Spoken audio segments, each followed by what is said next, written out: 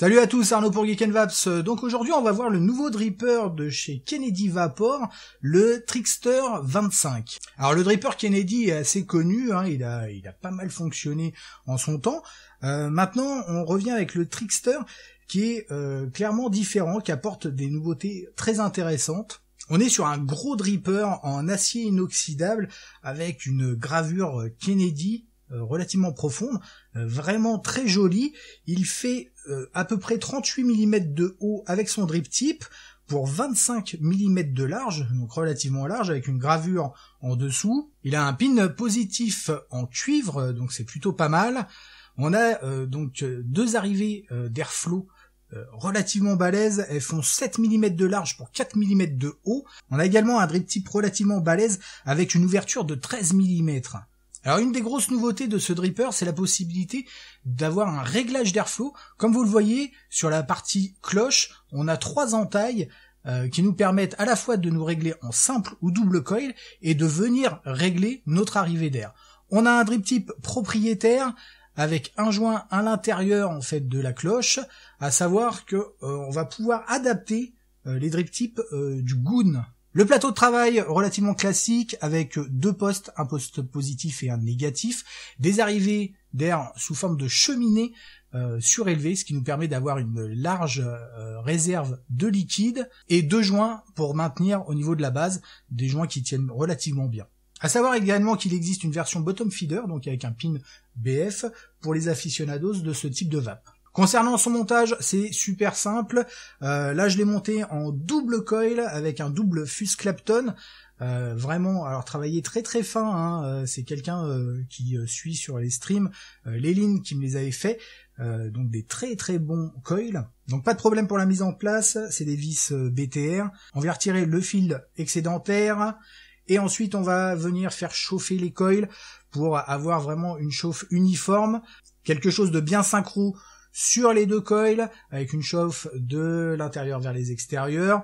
On fait attention au point chaud sur ce type de coil. Une fois que c'est fait, je viens mettre du coton, de la Native Wix, aucun souci, on vient faire plonger notre coton dans la cuve en dessous, hein, qui est relativement importante encore une fois. Ensuite, il nous reste plus qu'à mettre du liquide, on vient bien imbiber les cotons, on teste, voir un peu ce que ça donne, ça marche parfaitement bien. Il ne nous reste plus qu'à mettre la cloche et on est prêt à vaper. Donc là vous l'avez vu, rien de bien compliqué, un dripper relativement simple. Donc j'ai le double coil, là je suis à peu près à 0,5 ohm.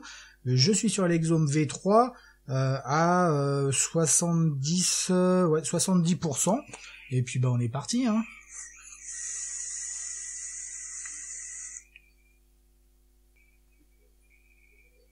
Donc là j'ai mis un peu trop de liquide, mais néanmoins ça passe. On va venir resserrer en fait cet airflow. Donc là je vais le mettre à la moitié, hein, sur les 2 côtés bien entendu, et on voit ce que ça donne.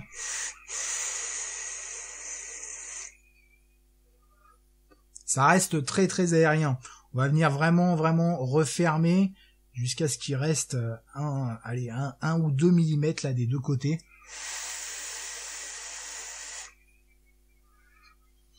Et là, effectivement, on sent une certaine résistance.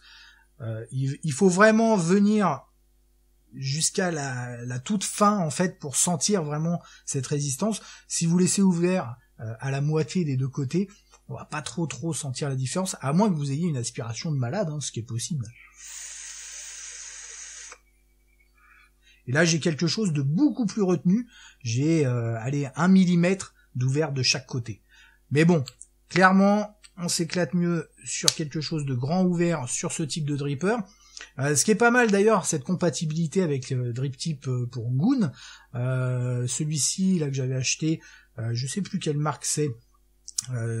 C'est pas du double helix, ouais, peut-être, je sais plus. Les rouges là, ils sont colorés. Il s'adapte. Alors attention, il s'adapte. Faut vraiment l'enfoncer à fond et ça tient tout juste. C'est pas non plus parfaitement fait pour. Mais du coup, j'ai pas de problème de chauffe au niveau du drip tip, c'est plutôt sympa. En tout cas, on a une sacrée chambre d'atomisation, et malgré tout, les saveurs sont bien là sur ce type de montage. Concernant son tarif, on est à 119 €, que ce soit la version classique ou la version BF. Certes, c'est pas donné, mais c'est super bien fini. En plus, quand là, on n'a pas l'impression d'avoir un truc super léger. Hein, il fait quand même 68 grammes seul, hein, comme ça.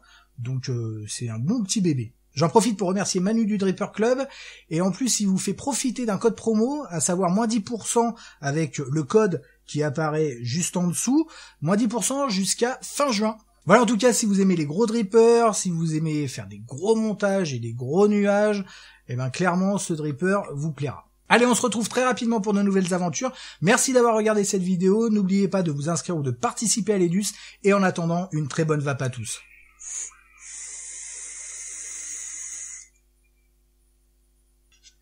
J'ai mis trop de liquide.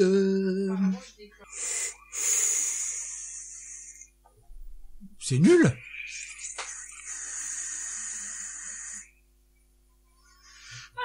Ah, le fail. Oh, le fail.